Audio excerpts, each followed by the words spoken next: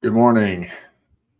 Hitting you guys with the midweek episode of Coffee Chronicles today. Cut my finger. Wear cut resistant gloves when cutting up your own elk meat. Note to self. It's a good cut. But on other notes, I saw someone post about this, and this is why I'm doing this midweek episode, because I think it's a really good point, and it got me thinking a lot. I just need to get a video out there and share about it, because there's a couple different things evolving around this idea that I think are very, very relative to people's success and CrossFit in general, and where you see a lot of people going, where we have kind of gone. So let's get right into it, and it evolves around competition. Right? Is competition a good thing or a bad thing? Is it something people should be doing? Is it something people should be prioritizing? And I'll tell you this: there's a couple avenues and why I thought about this mainly. First off is, and I'm speaking for probably the majority of our members, and I would say the majority of really CrossFitters. But let me backtrack. It's like when I first started CrossFit, 2013 would have been when I really started it. I did my first CrossFit workout in 2012, but I started doing CrossFit actually regularly in 2013. And with 100% transparency here, what got me interested were videos evolving around the competition. And not intentionally. It wasn't like I was seeking out competition. I was seeking out some type of different workout, right? I didn't want to be a bodybuilder, a competitive bodybuilder by any means. I didn't want to do anything like that. I knew I didn't want to go that route. I didn't want to take the drugs and stuff necessary to be competitive in that. But upon those, just watching YouTube and checking out videos and stuff, I stumbled upon someone doing a quote unquote CrossFit workout. And I'm like, I don't know what this is. Click on it. I'll start watching some videos. And next thing you know, back then in the search engine, it pretty much quickly popped up some type of video from a CrossFit Games that had happened. And lo and behold, it was like Rich Froning, right? And those types of guys, the old school crowd, kind of what you'd probably consider like the legends of the sport at the time. Rich Froning, Jason Khalipa, Chris Spieler, those types of athletes. So anyway, one of those workouts, so I can vividly remember, and it might not have been a CrossFit Games workout, but it was like, I started watching it and then went down that rabbit hole, and it's like Rich Froning overhead squatting 300 pounds or something. And I'm like, holy shit, I'm thinking that's pretty impressive considering I don't think I could even do an overhead squat with the bar because I was so stiff and stuff. So anyway, long story short, that's kind of what got me originally kind of into it. And then I thought, from a competitive side, I was 19, 20 years old. At that time in my life, I definitely found the appeal to be competitive and try to compete in it. Now, that draws a lot of people in, and it also scares a lot of people away. I think it just kind of depends on the season of life people are in on whether that makes sense for them or not. Now, I will say a majority of members that I know and coach and have coached at other gyms, and you see around the world, they don't really have huge aspirations anymore to compete, mainly because the sport has evolved so much since back in the day that the level of commitment, dedication, and time required to just make it to the next stage is really significant. I mean, they change it up, seems like every year now, but if we're talking CrossFit competition specifically, like going to the games or being at that level, it's damn near impossible, and you damn near have to be a full-time committed professional athlete. I think now you might see one or two athletes of the entire field that have another job outside of training that make it, but that's extremely rare versus like when I first got into CrossFit, most of the athletes were gym owners or people that were just training really hard and still had a full-time job outside of their full-time career.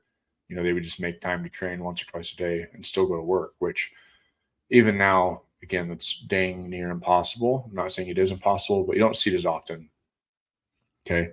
Now let's go to, again, why competition might not be ideal.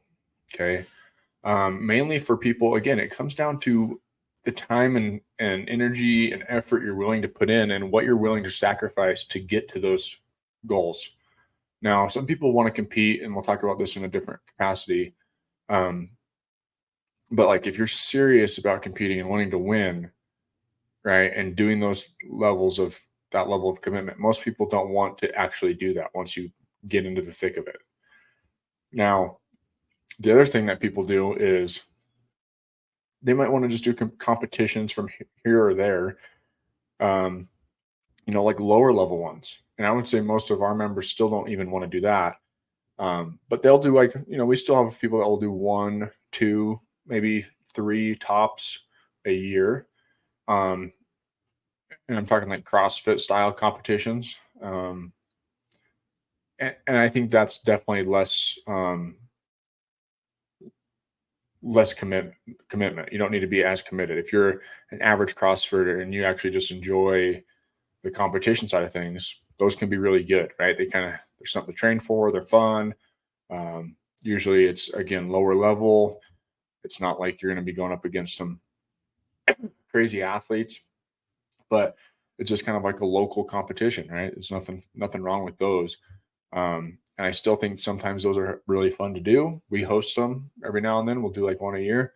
And, sometimes we have athletes go to other ones. And again, it's can be very valuable if you want to train hard and get good at competing in fitness. Now, what I have started to lean into more, and some of our members as well, is, competing in other things, not so much correlated directly to CrossFit. So, doing marathons, not me personally, but like, we have a couple coaches and members that have done marathons or half marathons or trail runs or those types of things, which is awesome, right? It's kind of a different avenue from CrossFit. It gets them away from that. The tactical games have been a big one for a handful of us in our gym, is, because it's mixing fitness now with shooting. And again, that's a nice change of pace. It's something different. But you still got to utilize the CrossFit training that you've been doing in the gym. And then you see people, maybe do a powerlifting competition or an Olympic lifting competition or some other type of, of competition, if you will. I do think competition, in a sense, gets a negative term for people who aren't interested in competing in CrossFit.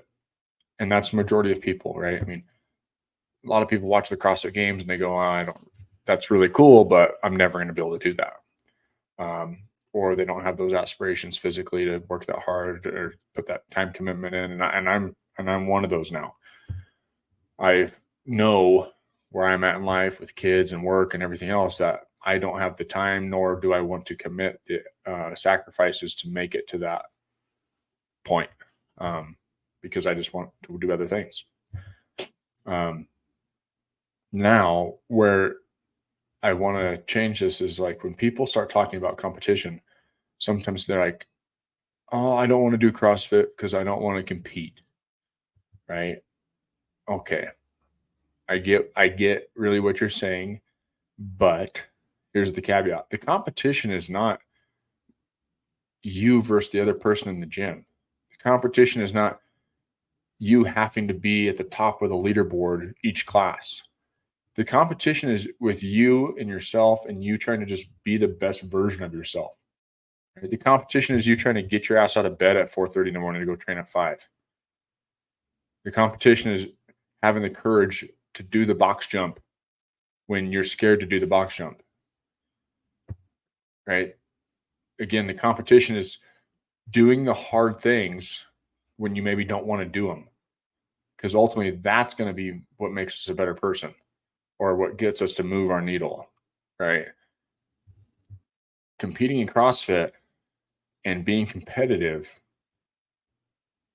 are not the same thing. Being able to have a competitive attitude and competitive mindset about how you attack life is not the same thing. I love it when people are competitive, right? They don't want to lose. And those people are usually the people that are willing to sacrifice to get out of bed before work, get their workout in, and then go about their day. They want to be better. They're competing with mediocrity. And that is what I want people to do. And that's where I think you have to adapt and control that mindset of and like be competitive. Do I need you to do a CrossFit competition? No, not at all. Do I need you to do any competition? No, not really. I don't care. But I do want you to compete with yourself. I want you to compete with being average. I want you to compete to not be, I want you to compete to be better than the average person. Simple as that. That's the best way I can put it. So don't be afraid to be competitive. Don't be afraid to have a competitive attitude. And don't be afraid to win. Right. So I think, again, it's just a matter of like reframing in your mind what competitive means. Are you competitive? Are you willing to compete with yourself? Right. To refuse to be average. Right. Refuse to be average. Let me look up again because I think I did this here today. I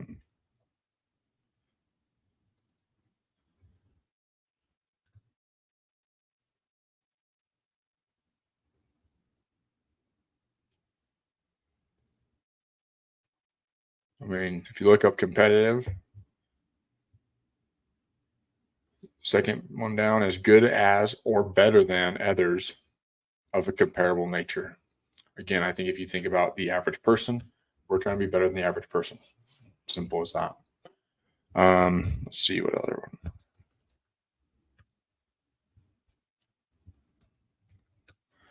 This is not the one. Here you go. Just compete, right? Compete. Strive to gain or win something by defeating or establishing superiority over others who are trying to do the same. So yes, this pushes it into when you read about others. I think of it as strive to gain or win something, win the day, gain health, gain strength. By defeating or establishing superiority, defeat your inner bitch, right?